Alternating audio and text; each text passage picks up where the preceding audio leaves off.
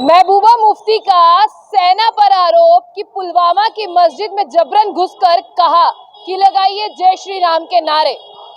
देखिए अब आप जनाब की सियासत के लिए क्या कुछ रह गया। सियासत के लिए सिर्फ हिंदू और मुस्लिम ही रह गया है। सियासत के लिए सिर्फ और सिर्फ मजहब ही रह गए हैं। पूरे हिंदुस्तान की खबरें उठाकर देख लीजिए, हर रोज ये खबर आती है कि कहीं पर हिंदू हो गया, कहीं पर मुसलमान हो गया। यानी अगर पॉलिटिक्स में आना है तो हिंदू मुस्लिम करना बहुत जरूरी है। जब गृह मंत्री अमित शाह कश्मीर वैली में ही थे, जब गृह मंत्री अमित शाह वहां के लोगों से मिल रहे थे और उन तमाम शहीदों को श्रद्धांजलि दे रहे थे और उनके परिवार वालों से मिल रहे थे, महबूबा मुफ्ती ने एक ट्वीट किया। उनके ट्वीट के बाद में हर कोई उसे रिट्वीट कर रहा है और हर कोई ये कह रहा है कि मैडम महबूबा जी, अगर ऐसा हुआ है तो आपके पास कोई एविडेंस है। क्योंकि महबूबा मुफ्ती ने इस बार आरोप जो है वो भारतीय सेना पर लगाए हैं। भारतीय सेना पर यह आरोप लगाया गया है कि जबरन उन्होंने पुलवामा की एक मस्जिद में घुसकर ये कहा है कि आप जय श्री राम के नारे लगाइए। इस बार इल्जाम कोई साधारण व्यक्तियों पर नहीं है, इस बार इल्जाम जो है वो भारतीय सेना पर है। 50 RR के भारतीय जवान हैं उन पर है कि वो जबरदस्ती एक मस्जिद में घुसे और उन्होंने कहा कि बोलिए जय श्री राम के नारे लगाइए। हालांकि मस्जिद से ऐसी खबर आनी तो नहीं चाहिए, लेकिन महबूबा मुफ्ती जी कह रही हैं उनके पास शायद कोई एविडेंस होगा, लेकिन जैसे ही उन्होंने ट्वीट किया है वैसे ही सब लोग उनसे एविडेंस मांग रहे हैं। अभी तक उन्होंने एविडेंस दिया नहीं है। लेकिन आपको बता दें कि Mehbooba Mufti former chief minister भी रह चुकी हैं और PDP की चीफ भी हैं। अगर कुछ कह रही हैं तो शायद उनके पास कोई प्रूफ होगा, लेकिन अभी वो अपने प्रूफ को लेकर सामने आई नहीं है, क्योंकि इतनी बड़ी गलती महबूबा मुफ्ती करने नहीं वाली कि बिना किसी एविडेंस के जो है ऐसा बोला जाए कि मस्जिद में जय श्री राम के नारे लगाने के लिए बोला। हाँ, लेकिन भारतीय सेना पर क्वेश्चन मार्क लगाना, भारतीय सेना पर इल्जाम लगाना, भारतीय सेना पर तंज कसना, ये कहीं ना कहीं नाकाबिले बर्दाश्त है। और सबसे पहले आपको ये भी बता दें कि महबूबा मुफ्ती ने दावा किया है कि ऐसा हुआ है और उनके दावे में और उन्होंने ट्विटर हैंडल पर जो है जब ट्वीट किया, इसी के साथ उन्होंने टैग किया राजीव घाय को, जो चिनार कॉर्प्स के कमांडर है। उन्हें कहा कि आप इंक्वायरी कीजिए। और महबूबा मुफ्ती ने एक बार फिर से जो एक बड़ा सवालिया निशान जो है वो सेना के ऊपर लाकर खड़ा कर दिया है, क्योंकि सेना का काम है मंदिर हो या मस्जिद, उसके बाहर अपने लोगों की हिफाजत के लिए खड़ा होना। लेकिन आज से पहले ऐसी खबर नहीं सुनी थी कि सेना ने कभी कहा हो कि आप जो है जय श्री राम के नारे लगाइए, लेकिन अभी ये खबर भी जो है वो निकल कर आ रही है।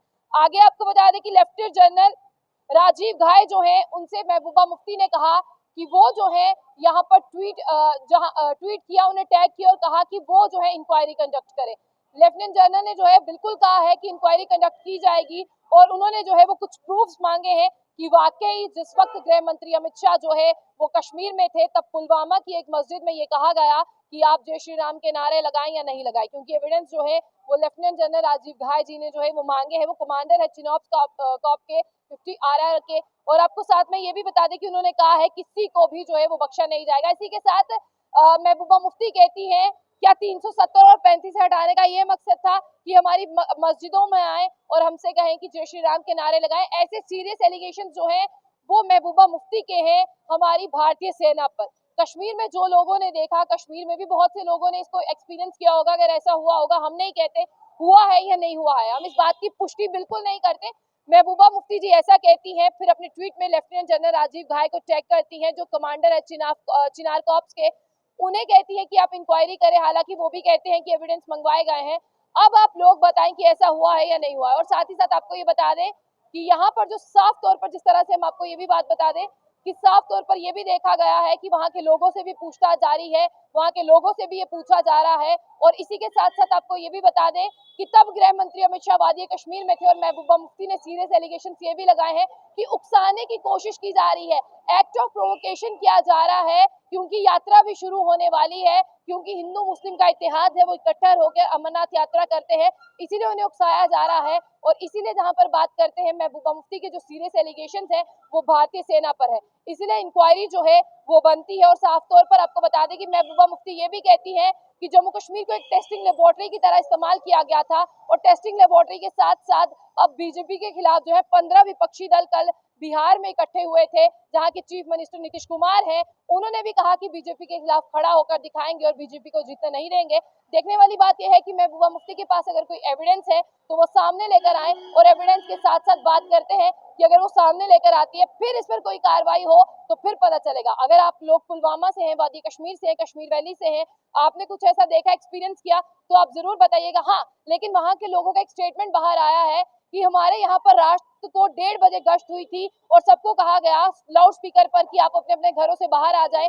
जब उनसे पूछा गया कि बाहर क्यों बुलाया गया है पुलवामा की उसी मस्जिद के पास, तो कहा गया कि यहाँ पर सेना की नई भर्ती हुई है, इन्हें सिखाया जा रहा है कि किस तरह से लोगों को बाहर बुलाया जाता है, इसीलिए प्रैक्टिस हो रही है रात के 1:30 बजे।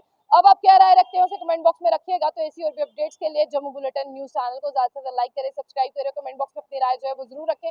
यूट्यूब चैनल और इंस्टाग्राम भी है, उसे भी जो है वो लाइक और सब्सक्राइब करें।